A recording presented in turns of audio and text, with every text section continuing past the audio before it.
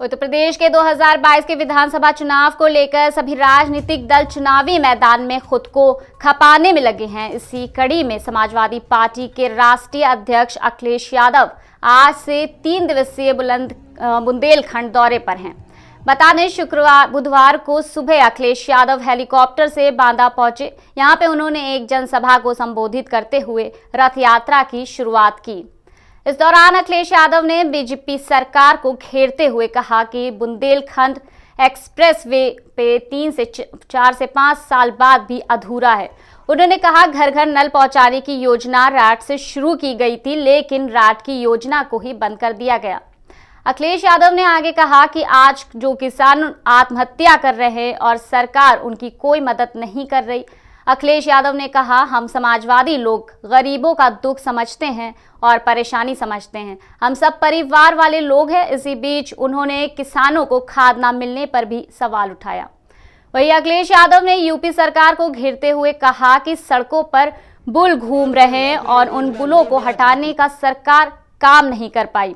वहीं बीजेपी ने यहां पर बीजेपी के सभी विधायकों को जीत कर भेजा, लेकिन इस बार भी लोकसभा चुनाव में पूरा समर्थन मिला, लेकिन बुंदेलखंड में कोई विकास देखने को नहीं मिला। बता दें कि आगामी चुनाव से पहले ही विकास को तरसते बुंदेलखंड का हर पार्टी दौरा कर रही है।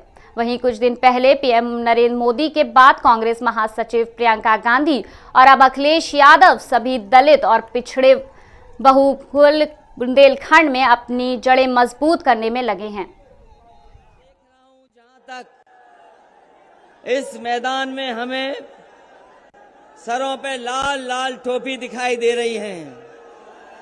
यहां से बाएं से लेकर के पीछे तक और दाईं तरफ जहां से मैं चल करके आया हूं, लगातार जनता का समर्थन दिखाई दे रहा है।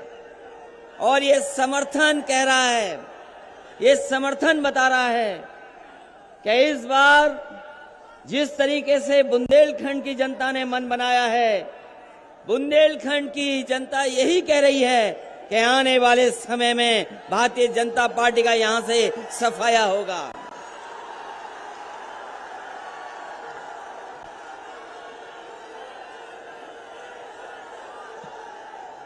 बुंदेलखंड यही पुकारता। आवाज दिल्ली तक जा रही है, लखनऊ तक जा रही है कि बुंदेलखंड यही पुकारता, नहीं चाहिए भाजपा।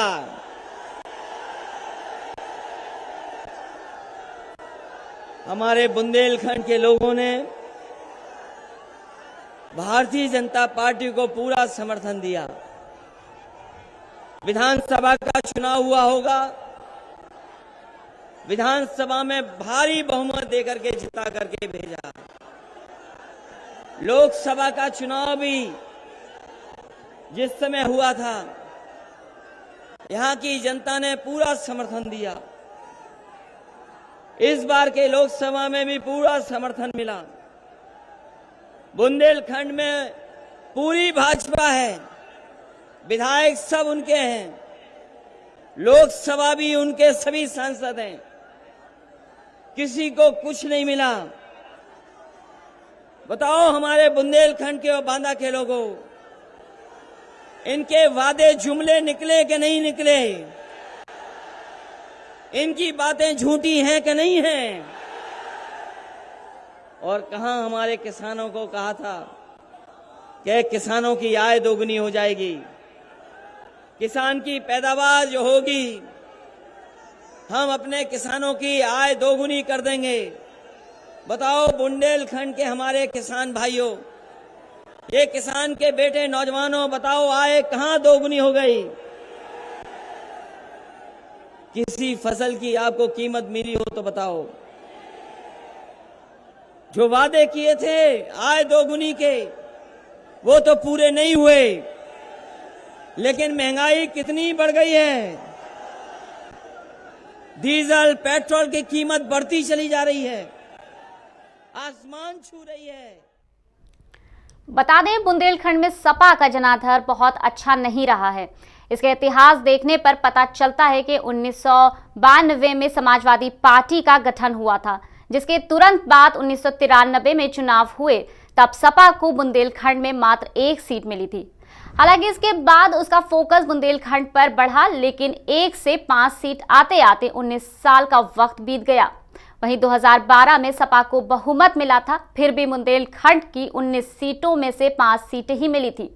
वहीं 2017 में अखिलेश यादव ने कांग्रेस से गठबंधन किया था। बुंदेलखंड की 19 सीटों में से 9 कांग्रेस के खाते में गई थी, जबकि 10 सीटों पर सपा ने चुनाव लड़ा था। हालांकि इन 10 सीटों पर सपा दूसरे नंबर की पार्टी रही। अखिलेश यादव बुंदेलखंड की 3 दिवसीय दौरे पर हैं।